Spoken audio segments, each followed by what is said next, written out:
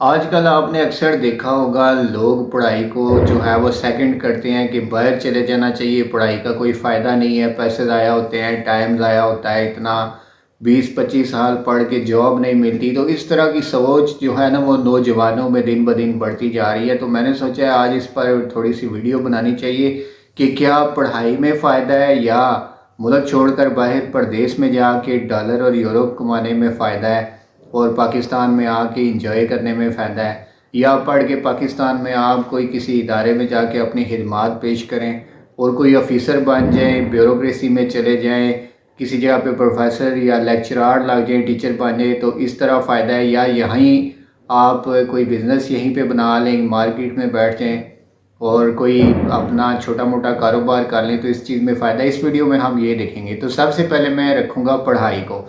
तो viewers, education को कभी भी आप पैसों के साथ कंपेयर मत करें कि फ़लाना तालीम याफ़्ता नहीं है तो वो दुबई बैठा है, सऊदी अरब बैठा है, यूरोप बैठा है, तो वो जो है वो लाखों रुपए कमा रहा है और ये तालीम याफ़्ता इधर धक्के खा रहा है, तो इसकी कोई इतनी एजुकेशन है लेकिन आमदनी नहीं है।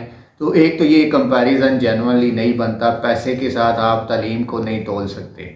जिसके पास तालीम है वो पैसे नहीं भी कमा रहा तो तब भी वो सोसाइटी का बड़ा इज़्ज़तदार और बड़ा आप कह सकते हैं कि काबिल एहतराम वो पर्सन है सोसाइटी का, जिसके पास एक नॉलेज है, जिसने किसी इंस्टीट्यूशन में एक डिसिप्लिन में टाइम गुजारा है। वो एक अलग बात है कि उसने इंटरेस्ट नहीं लिया अपनी स्टडी में, या वो उसकी इतनी अचीवमेंट नहीं है, उसको चीज़ों की समझ नहीं आई, उसके कॉन्सेप्ट्स इतने क्लियर नहीं हैं, तो ये तो एक डिफरेंट मैटर है।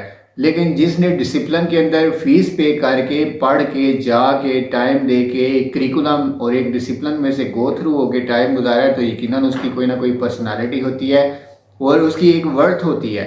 उसकी एक आप कह सकते हैं कि वैल्यू ज़रूर है कि ये बंदा जो है वो इतना डिसिप्लिन्ड है और उसके अंदर मैनर्स ज़रूर होंगे। कम से कम उसको सोसाइटी के अंदर रहने का, उठने बैठने का, लिबास का, आने जाने का, लोगों के साथ मेल जोल का, सोशल रिलेशनशिप बिल्डअप करने का, इन चीज़ों का थोड़ा बहुत सलीका ज़रूर होगा और बेहतर होगा। उसकी कम्युनिकेशन जो है लोगों के साथ, राबता एक अनपढ़ बंदे से ज़्यादा बेहतर होगा।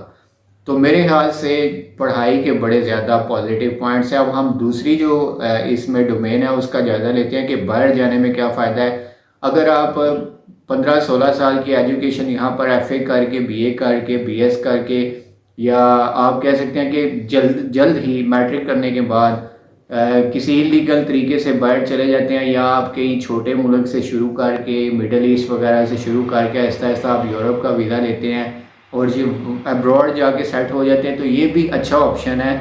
इससे आप पैसे कमा सकते हैं बड़े ज़्यादा, और अगर आप पढ़ना चाहिए तो वहाँ पर पढ़ भी सकते हैं, लेकिन फिर एक जब टाइम आ जाता है, ज़िम्मेदारियाँ बढ़ जाती हैं, लोगों के एक्सपेंसेस ज़्यादा हो जाते हैं, लोगों की लाइफ जो है वो लैविश किस्म की हो जाती है, तो फिर एक्सपेंसेस कम करने और पढ़ाई को टाइम देना ये मुश्किल हो जाता है लोगों के लिए।